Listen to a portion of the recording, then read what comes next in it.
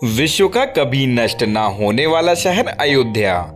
विश्व में एक ऐसा भी शहर है जो ना कभी मिटेगा और ना ही कभी नष्ट होगा, यानी वो शहर जो शाश्वत है। यह बातें किसी कथा कहानी का हिस्सा नहीं बल्कि विश्व के प्राचीन धर्मों में शामिल जैन धर्म की प्रमुख आस्थाओं में एक है। जैन धर्म का मानना है कि अयोध्या शाश्वत नगरी है। यहाँ तीनों काल में तीर्थंकरों का जन्म हुआ है।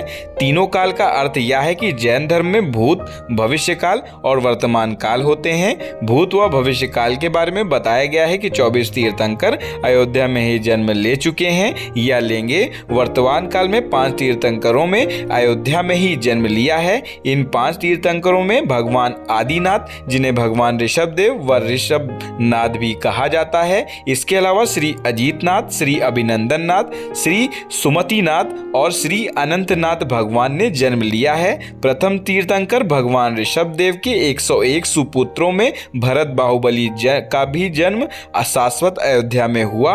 इन्हीं के चलते देश का नाम भारतवर्ष पड़ा। इन तमाम कारणों से जैन धर्म के लोग अयोध्या को शाश्वत नगरी के रूप में जानते हैं। वर्तमान काल के अयोध्या में जन्मे 5 तीर्थंकरों के जन्म स्थान पर जैन मंदिर मौजूद है। यहाँ बड़ी संख्या में जैन धर्म के लोग आकर 5 तीर्थंकर के जन्म दर्शन पूजन कर पुण्य लाभ अर्जित करते हैं। आइए जाने कौन है जैन धर्म के पहले तीर्थंकर भगवान ऋषभदेव। जैन धर्म के प्रथम तीर्थंकर भगवान आदित्यनाथ का जन्म चैत्र कृष्ण नवमी के दिन सूर्योदय के समय हुआ था। यह इक्ष्वाकु वंशी थे।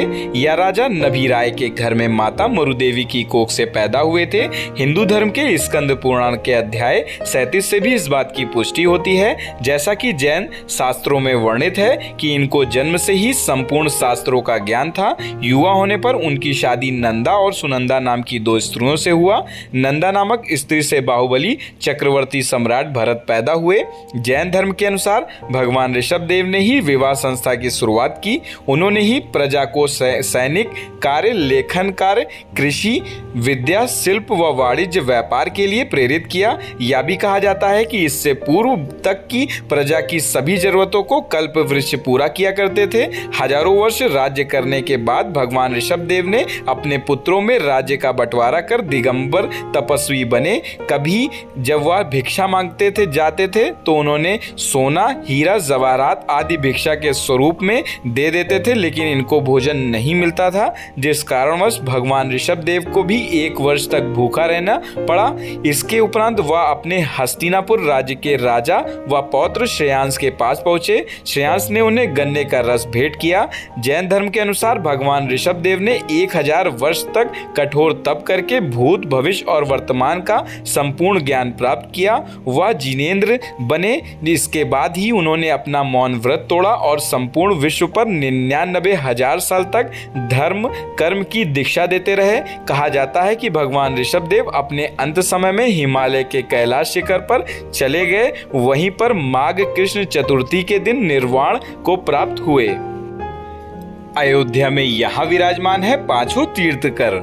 जैन धर्म के अनुसार वर्तमान काल के प्रथम तीर्थंकर भगवान ऋषभदेव का जन्म स्थान नूतन मंदिर मोहल्ला स्वर्ग द्वार के निकट है। इसके साथ ही तीर्थंकर अजीतनाथ भगवान का जन्म स्थान बक्सरिया टोला तुलसी नगर के पास है। साथ ही अनंतनाथ भगवान का जन्म स्थान राजघाट अयोध्या है। भगवान श्री अभिनंदन नाथ का जन्म स्थान असरफी भवन चौराहा सुसहटी अयोध्या है। इसके अलावा भगवान भरत बाहुबली के चरण चिन्ह असरफी भवन चौराहे के निकट मौजूद है। इन स्थानों पर जैन मंदिर स्थापित है। सभी का संचालन रायगंज में स्थित श्री दिगंबर जैन मंदिर से होता है। यहाँ भगवान ऋषभदेव की 31 फुट ऊंची प्रतिमा विराजमान है। यहीं से समस्त मंदिरों का संचालन होता है। व रायगंज स्थित दिगंबर जैन मंदिर में जैनी श्रद्धालुओं के लिए रुकने खाने के समस्त इंतजाम होते हैं।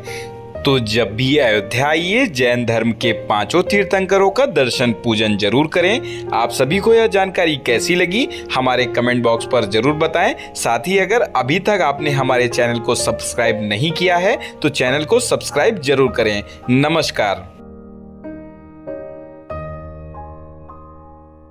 मैं मनोज जैन, रायगंज दिगंबर जैन मंदिर का प्रबंधक, सभी दर्शकों को सादर जय जैन। आप सभी को इस वीडियो के माध्यम से मैं दिगंबर जैन मंदिर रायगंज बड़ी मूर्ति का आपको स्वागत करता हूं कि आप यहां आएं। यहां पर समुचित आपको व्यवस्थाएं उपलब्ध रहेंगी, रहने की, भोजन की सारी व्यवस्थाएं यहां पे उपलब्ध रहेंगी।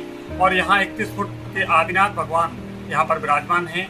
वर्तमान में परम पूज्य भारत गौरव गणडी प्रभु श्री ज्ञानमती माता जी के सानिध्य में इस मंदिर का संचालन हो रहा है एवं अयोध्या तीर्थ क्षेत्र पर आप एक बार दर्शन हेतु अवश्य पधारें। सादर जय जय।